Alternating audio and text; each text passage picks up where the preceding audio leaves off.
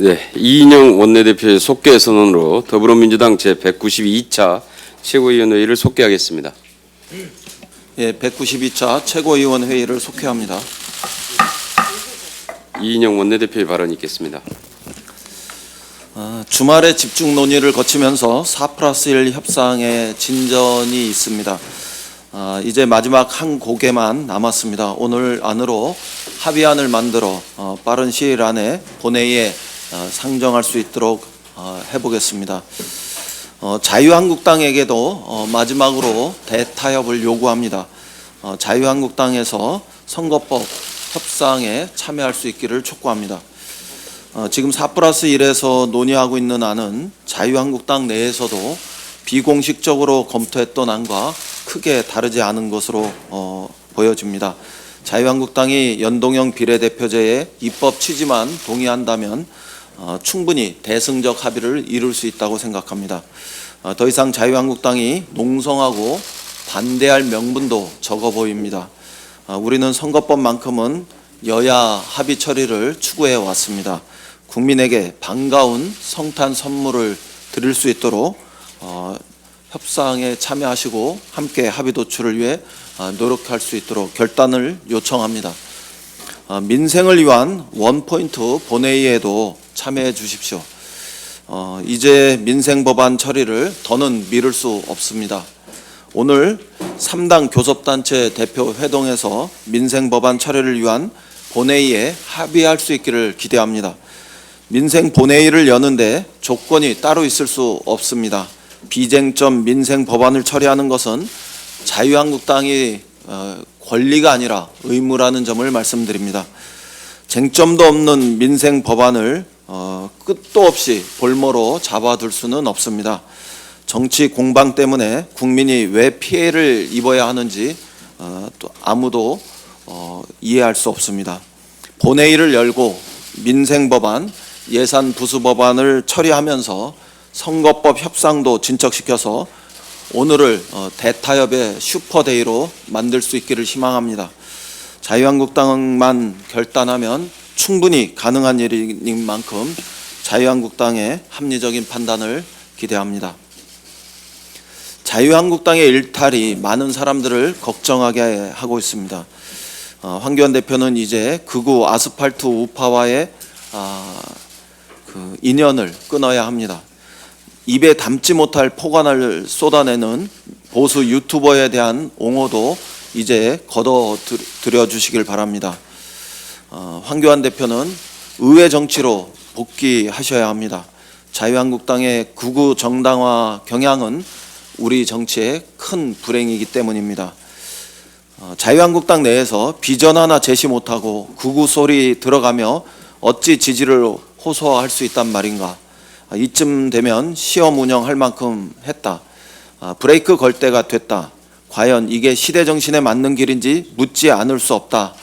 지금의 당은 마치 검사 동일체 조직인 것처럼 굴러가고 있다. 이런 지적이 지난 20일 한 고위 당직자가 공개적으로 이야기한 발언을 통해서 나왔습니다. 또 자유한국당은 맨정신으로 지지할 수 없다. 지지할 수 없는 정당이 되었다. 공화주의자로 불리는 한신대학교 윤평중 교수의 지적입니다. 저는 전적으로 옳은 지적이라고 생각합니다. 지금이 황교안 대표가 회군할 시점입니다.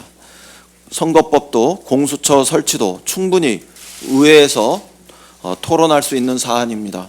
자유한국당이 주장하는 여러 정권 관련 의혹도 충분히 의정단상에서 점검하고 또 확인할 수 있습니다. 어제 자유한국당이 언론 삼진 아웃제 철회를 선언했습니다. 잘한 일입니다. 이 선언이 자유한국당 정상화에 소중한 계기가 되기를 바랍니다. 자유한국당과 황교안 대표는 이제 의회주의로 복귀하셔야 합니다. 한중일 정상회담의 성공적 개최를 기원합니다. 오늘 이해찬 대표께서 한중일 정상회담으로 출발하시는 대통령님을 환송하러 나가셨습니다만 한반도의 긴장이 날로 고조되는 이 시기에 한중일 정상이 만나는 것은 매우 뜻깊은 일이라고 생각합니다. 이번 정상회담이 격화되는 한반도 위기 상황을 타개하는 소중한 전기가 될 수 있기를 기대합니다. 한반도에 드리운 먹구름을 걷어내기 위해 우리 정부와 중국 정부의 노력은 매우 중요합니다. 한중 정상회담을 통해서 직면한 한반도의 위기를 타개하는 작은 실마리를 마련할 수 있기를 기대합니다. 한반도 평화는 동북아 평화와 직결되어 있습니다. 중국과 일본 정부 또한 대결의 분위기를 대화와 또 타협의 모멘텀으로 전환하는 데 건설적 역할을 해주시기를 당부합니다. 이번 회담이 한중일 3개국의 경제 현안을 해결하는 데에도 새로운 장이 되길 바랍니다. 지난 20일 일본이 포토레지스트에 대한 수출 규제를 일부 해제했습니다. 여전히 미흡하지만 문제 해결을 위한 긍정적 접근을 시작한 일이라고 생각합니다. 방중기간 열리는 한일 정상회담에서 보다 진전된 조치가 마련되길 기대합니다. 한중일은 전 세계 인구 21%와 교역액의 18.4%를 차지하고 있는 세계 경제의 큰 기둥입니다. 그런 점에서 이번 정상회의가 3국의 경제 교류 협력을 복원하고 나아가 동북아 공동 번영의 초석이 되기를 희망합니다. 이상입니다. 박주민 최고위원의 발언 있겠습니다. 예, 방금 이인영 원내대표님도 말씀하셨지만 4+1 협상이 마무리 단계에 들어섰습니다. 사실상 오늘 내일을 통해서 마무리되지 않을까 싶습니다. 개별적으로 만나면 자유한국당 의원님들은 신속하게 마무리해달라, 힘들다 이렇게 얘기를 하셔서 그 소원도 이루어지게 될 전망입니다. 빨리 마무리해서 자유한국당 의원님들 좀 더 편안한 연말을 보내실 수 있도록 하겠습니다. 로텐더홀 농성장에서 자유한국당이 개최한 고등학교 역사교과서 긴급 진단 토론회에서 심재철 원내대표가 선거 연령을 내리면 학교가 정치판, 난장판이 될 것이다 라고 이야기를 했다고 합니다. 그러나 선거 연령 인하는 세 가지 측면에서 너무나 당연한 요구입니다. 먼저 헌법 정신에 부합하는 것입니다. 다들 아시겠지만 헌법 전문에 써져 있는 역사적 사건은 두 가지입니다. 3.1과 4.19입니다. 두 역사적 사건 모두 다 그 당시 중고등학생들의 정치적 참여로 이루어진 것입니다. 우리 헌법에 중고등학생들의 정치 참여로 헌법이 만들어지고 나라가 만들어졌다고 선언하고서도 현재 우리나라 청소년들의 정치 참여를 금지하고 있는 것은 모순된다고 생각됩니다. 또 교육기본법에도 교육의 이념으로 민주시민으로서의 자질을 양상하는 것을 언급하고 있습니다. 민주시민이 되기 위해서는 다양한 이견에 노출돼서 토론하는 과정을 거쳐서 무엇이 옳고 무엇이 그른지를 가릴 수 있는 능력이 향상되는 것을 반드시 필요로 합니다. 따라서 헌법 정신에 비춰봤을 때 선거 연령 인하는 당연한 것입니다. 또 국제적 흐름에도 선거 연령 인하는 부합합니다. 다 아시겠지만 OECD 국가 중에 우리나라만 선거 연령을 19세 이상으로 하고 있습니다. 일본의 경우에도 20세 이상이 선거에 참여할 수 있도록 하다가 재작년에 18세로 한꺼번에 2살을 낮췄습니다. 더 이상 우리가 국제적 흐름에 뒤처질 수는 없습니다. 세 번째로 국내 법 체계의 비를 전체적으로 봤을 때도 역시 선거 연령 인하는 당연한 것입니다. 현재 우리나라에서는 18세만 되면은 군대도 갈 수 있고 시험을 봐서 공무원도 될 수 있고 운전면허도 딸 수 있습니다. 모든 것이 가능한데 투표만 못하도록 하는 것 역시 지나친 기본권 제한이라고 생각됩니다. 이럼에도 불구하고 선거 연령을 낮추는 것에 대해서 자유한국당이 반대하고 있는 것은 선거에서의 유불리만을 따지는 것이라고 생각됩니다. 더 이상 우리나라가 외톨이로 19세 이상 선거 연령을 지속하지 않도록 하기 위해서라도 이번에 선거법 개정은 반드시 이루어져야 될 것이라고 생각합니다. 2013년 1월 자신의 트위터에 박원순 서울시장, 이재명 당시 성남시장, 김성한 당시 노원구청장 등을 종북 성향의 지자체장이라고 언급했었던 고 정미용 씨에 대해서 800만 원의 손해배상 책임을 인정한 대법원 판결이 선고되었습니다. 고인의 사망은 안타까운 일입니다. 그렇지만 이 판결은 정치적으로 다른 생각을 가졌다고 종북이니 좌파니 운운하면서 일방적으로 매도하고 대화보다는 대결만을 추구하며 막말을 일삼는 정치 세력에게는 자신을 돌아볼 수 있는 계기가 될 것이라고 생각합니다. 현재 자유한국당은 자신과 생각이 다른 정치 세력들 모두 다 좌판이 이렇게 몰아붙이고 있는데 이런 부분 역시 이 판결을 계기로 바뀌길 기대해 봅니다. 이상입니다. 네, 박광원 최고위원의 발언 있겠습니다. 네, 이인영 원내대표님 말씀처럼 오늘 슈퍼데이가 됐으면 좋겠습니다. 이번 주가 민생법안과 개혁법안을 다 처리하는 국민의 뜻에 따르는 슈퍼 주간이 되길 기원합니다. 황교안 자유한국당 대표가 청와대 공직자들을 공격하면서 주택 정책을 비방했습니다. 우리나라 주택 보급률은 2008년에 100%를 초과해서 현재 103% 수준입니다. 그러나 자가 점유율은 최근 10년 동안 56% 선에 머무르고 있습니다. 2018년의 주택 수가 10년 전 2008년에 비해서 489만 채가 늘었지만 주택 보유자 수 증가는 241만 명에 그쳤습니다. 그 이유는 바로 다주택자만 늘어났기 때문입니다. 공급을 늘려도 다주택자의 주택 보유만 늘리는 결과를 막기 위해서는 소수 투기 세력을 차단해야 합니다. 종부세 대상 국민 2.5% 가운데 초고가 다주택 소유자에 대한 대책의 고삐를 당긴 정부의 주택 정책은 바로 이런 이유 때문입니다. 그리고 국민들이 청와대와 정부 부처 고위 공직자들의 1주택 권고와 서약을 기대를 갖고 주목하는 이유도 여기에 있습니다.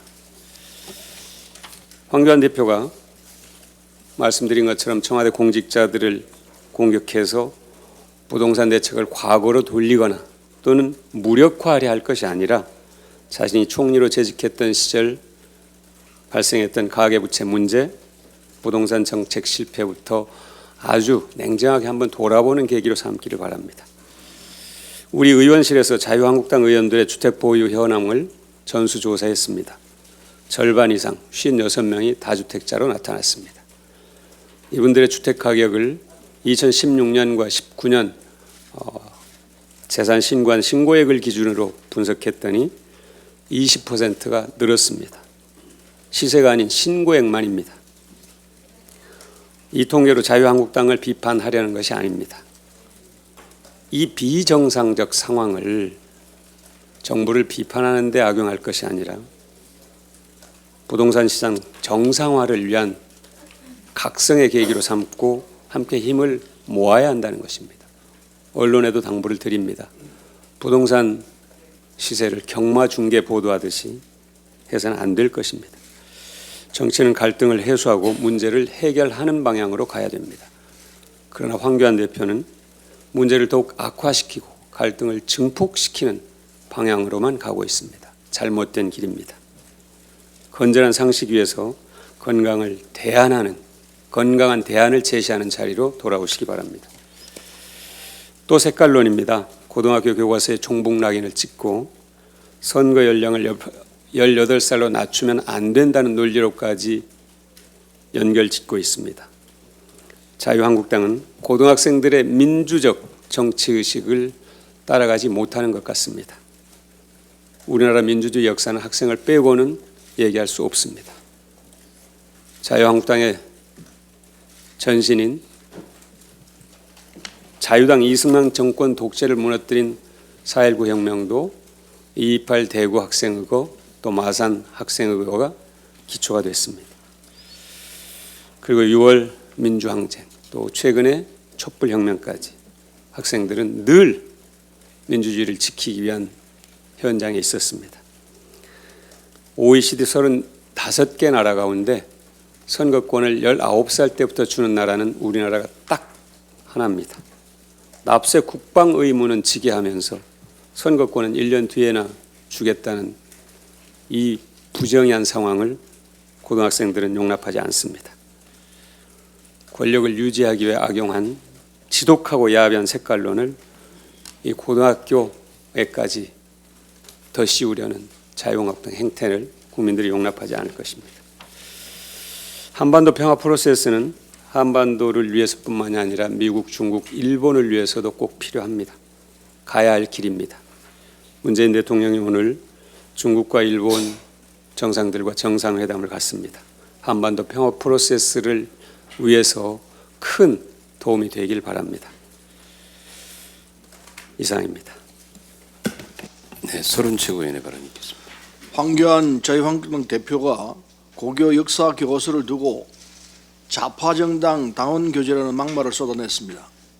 역사 교과서에 마저 색깔론을 씌우며 정치 도구화하는 퇴행적 행태입니다. 당리당략을 위해 국민 분열을 부추기는 극우 행보, 망국적 이념 공세를 중단하기 바랍니다.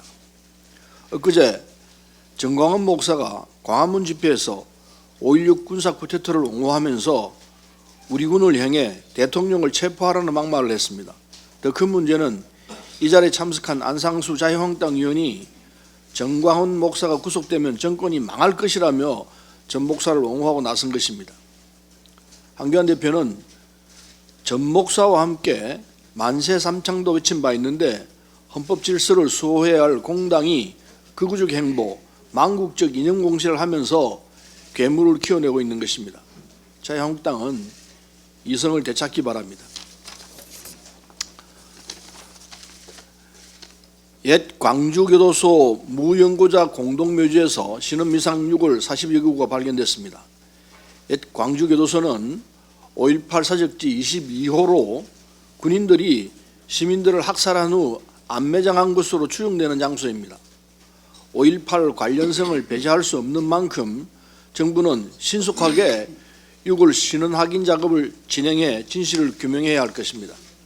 5.18 당시 행방불명으로 신고된 사람은 440여 명으로 이중 84명이 심사를 거쳐 광주시로부터 행불자로 인정됐으나 아직까지 시신을 찾지 못하고 있습니다. 민간인 학살의 책임자들이 사실을 은폐하고 책임을 회피하고 있기 때문입니다.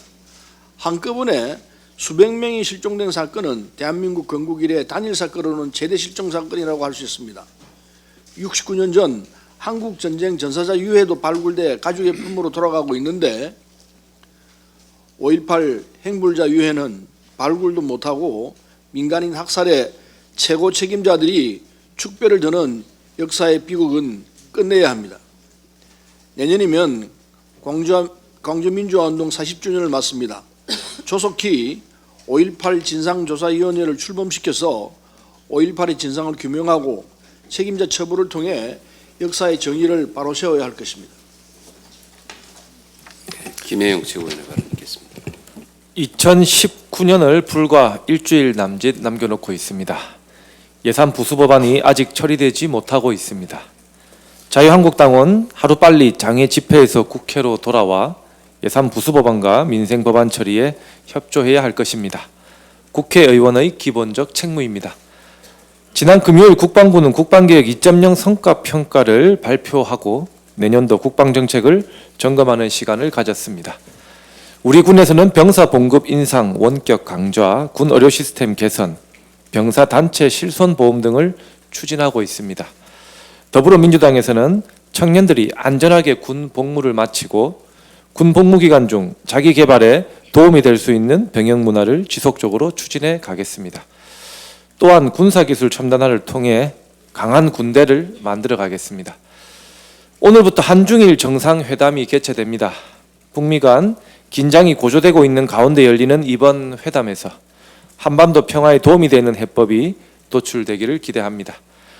또한 일본과의 관계에서도 외교적 문제 해결의 실마리를 찾는 회담이 되기를 기원합니다. 이상입니다. 네, 남인순 최고위원의 발언 있겠습니다. 네, 모레가 크리스마스이고 9일이면 2020년 새해인데요.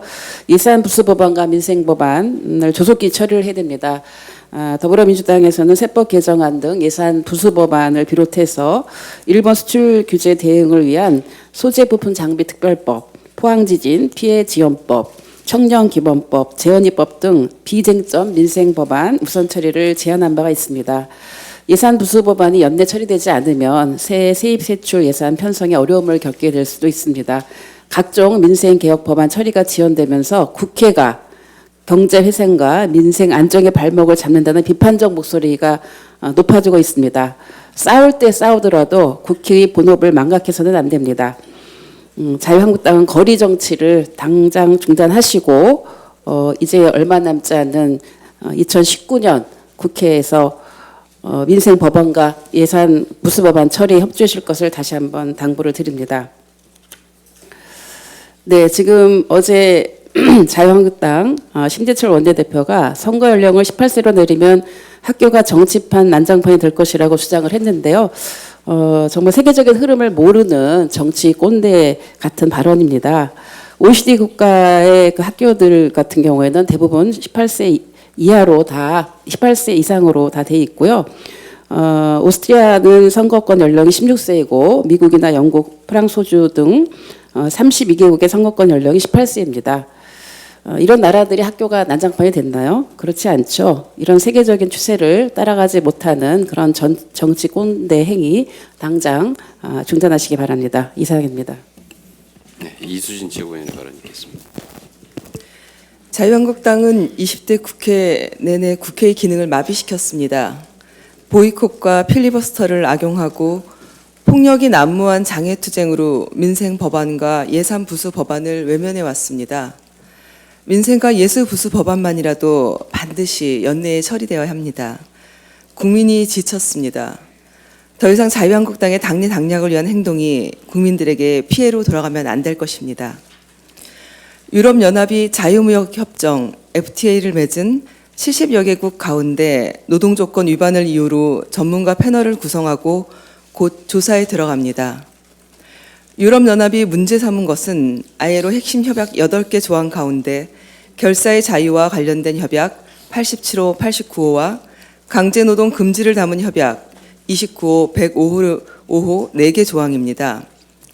경사노위에서는 1년 가까이 30여 차례 노사정 대화를 개최했습니다.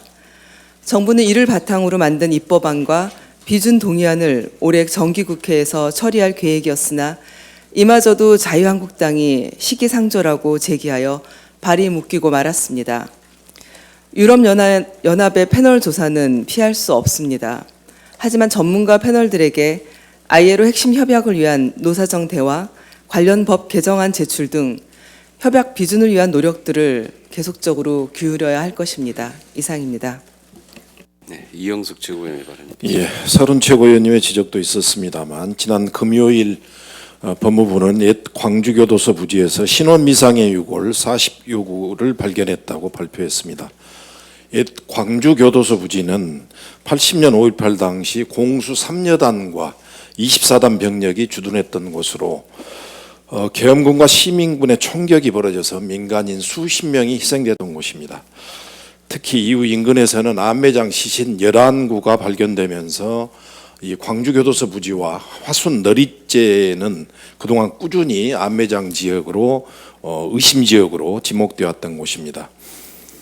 2년 전에 저는 우리 당의 우원식 원내대표와 법무부 그리고 5.18 관계자와 함께 80년 당시 광주교도소에 근무했던 전직 교도관들이 지목하는 안매장 추정지역 3곳을 현장 방문하고 관련 기관의 신속한 발굴을 추진했었습니다만 당시에는 큰 성과를 얻지 못했습니다.